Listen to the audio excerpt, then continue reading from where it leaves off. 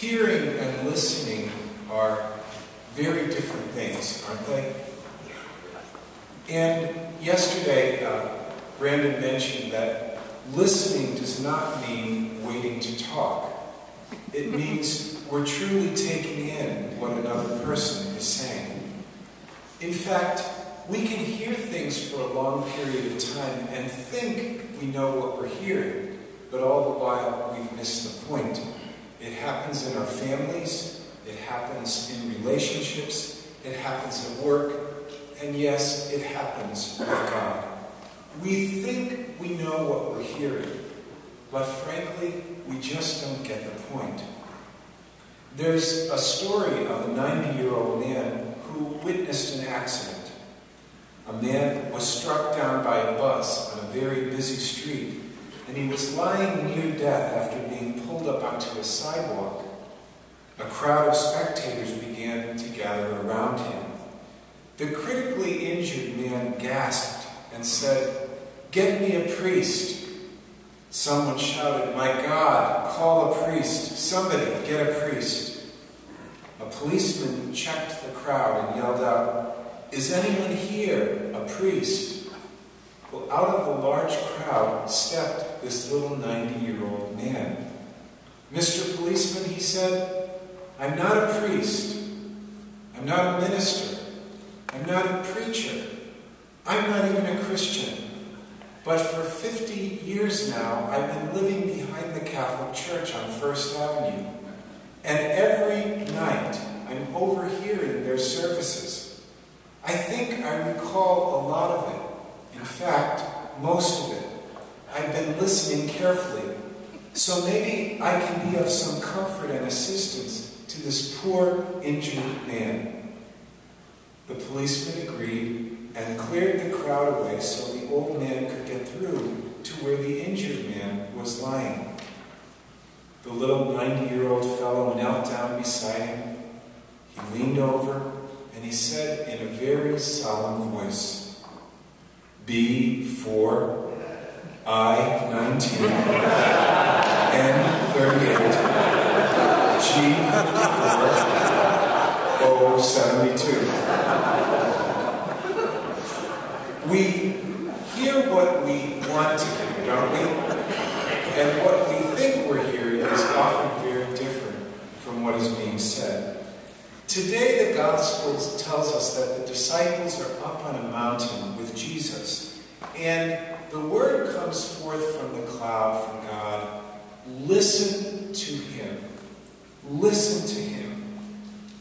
But how can we listen to God if we're so focused on listening to ourselves? We talk a lot. Now, I love Facebook.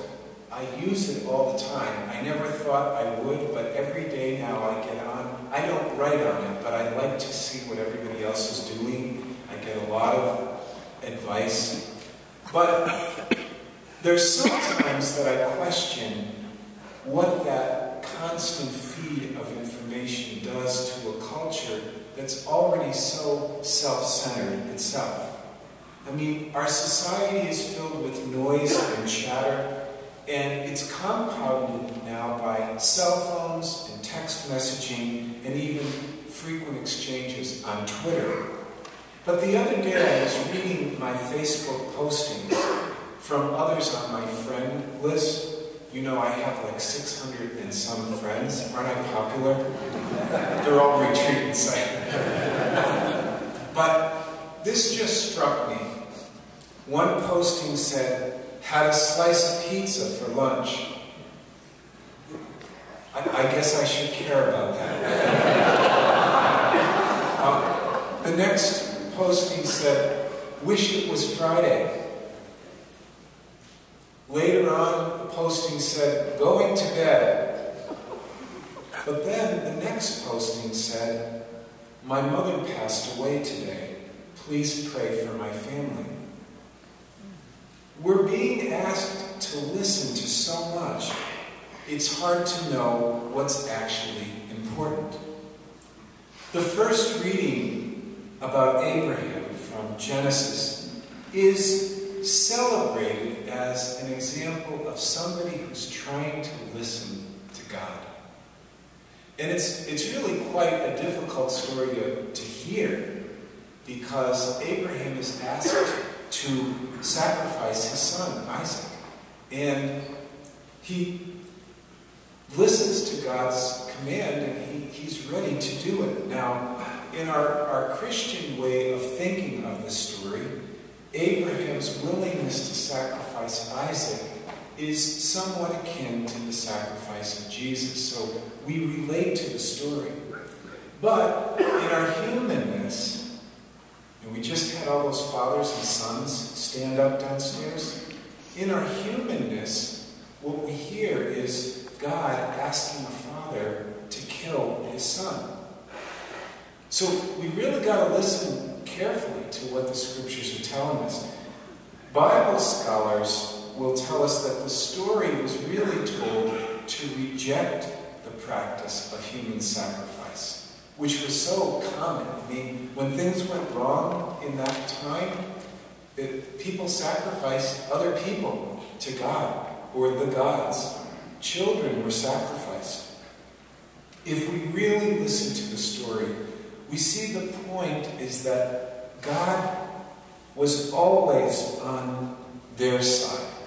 They didn't need to be manipulated by a sacrifice like that. And in fact, God already knew Abraham's fidelity. And God was just giving him a chance to express it.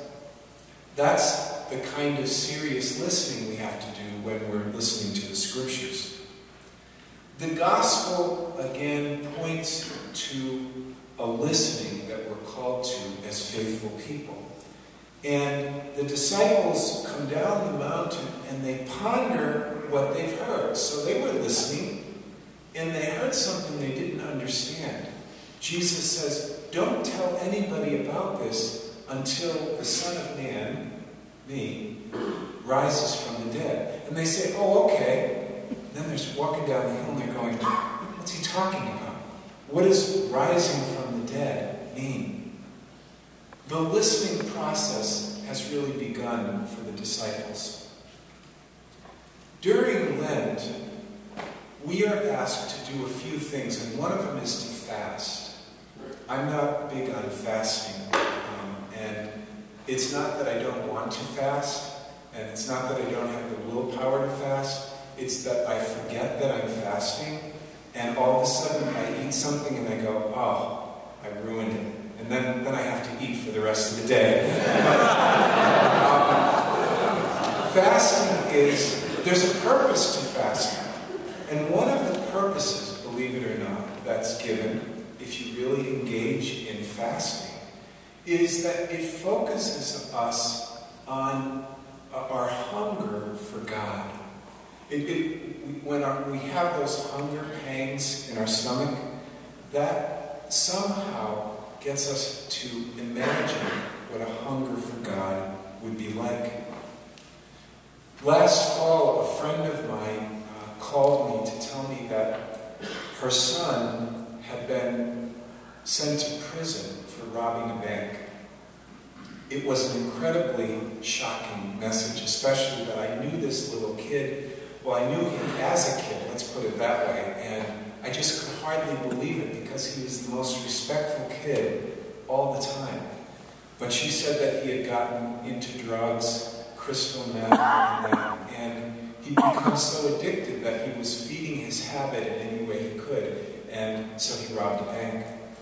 My point in telling you this is that my friend would visit her son in prison, and she told me the other day that she went to see him, very religious Catholic, and she said, I don't mind Lent this year, her son said, because I don't mind fasting, because I don't want to eat the food they put in front of me.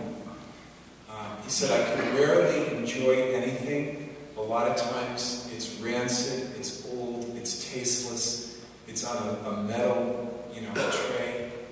And the kid said, I understand a little bit more now why fasting is good, because I want to do it.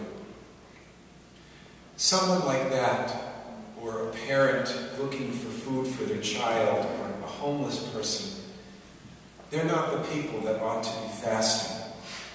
The rest of us probably are.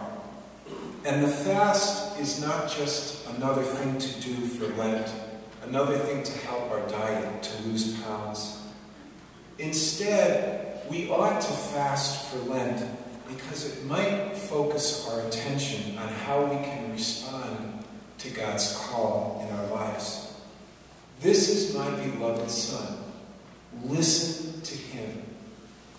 You know, when the disciples are up on the top of the mountain, they're in their glory. They're at the high point of their faith. It's sort of like us on retreat this weekend. We see all this beautiful potential. And then, clearly, they have to go down from that to their regular lives. As you will tomorrow, and as I will tomorrow. Go on with life as it is, with all the struggles, the pains, the hurt, the worry, the stress and anxiety. We're called to go down from the mountain to live with the courage to hope. The valley is a place that's difficult to find courage, and that's where we're going when we leave this place. On the mountain, Jesus is changed, but also the disciples are changed. And I wonder something, have we been changed this weekend? Is there something different about us this day, March 4th, 2012? Are we any different today than we were yesterday? Have we been changed for good? There's a song, it's a favorite of mine now. It's from the Broadway musical Wicked. Now, it's not a guy kind of play, so I'm sure many of you haven't seen it. But if you have gone to see Wicked, you know that it's a retelling of The Wizard of Oz from the Wicked Witch's point of view. And you think about all the possibilities there. I mean, why was she so wicked? Why was she so unhappy? That's the story. But in the song, in the play, Wicked, there's a song that talks about meeting another person, another human being, having an experience that changes us for good. And the words of the song, just a few words, say this: I've heard it said that people come into our lives for a reason, bringing something we must learn. And we are led by those who help us most to grow, if we let them. And we help them in return. So we're changed by people if we let them. And the song ends by saying, because I knew you, I have been changed for good. I have been changed for good. Because we have known Christ in our lives, we have been changed for good. Can we find a few moments in our day to listen to that voice of God through the Word of Christ that changes us for good? Can we put aside all the noise and the chatter to find a way to hone in on the message that God has for us in our lives? I had an aunt who's passed away, and she was clearly a workaholic. I know that now from thinking back on her life. She never married, and there's no other way to describe her but like just constantly in motion. But she kept a little Bible in her car, and she would tell us that every day she'd drive to work, and she'd park her car, and before she got out and hit everybody in there, she would read a passage of Scripture. And she said it took her, she told us, it took her through the day. And I know from my experience, she was one of the most generous people that I've ever known in my life. And we discovered a lot about her generosity at her wake. Strangers came, fellow workers who, just talked about her as this wonderful, loving person that we knew she was. I think she did the listen to him thing every day. Listen to him is what we're told. And that formed her as a disciple of Christ. There's a quote I would like to leave with you. It's by the poet Thoreau. He says this: "Don't be too moral.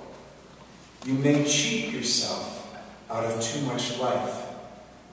Aim above morality. Be not simply good. Be good for something." Friends, now is the time to listen, to change, to be good for something. Now is the acceptable time for all good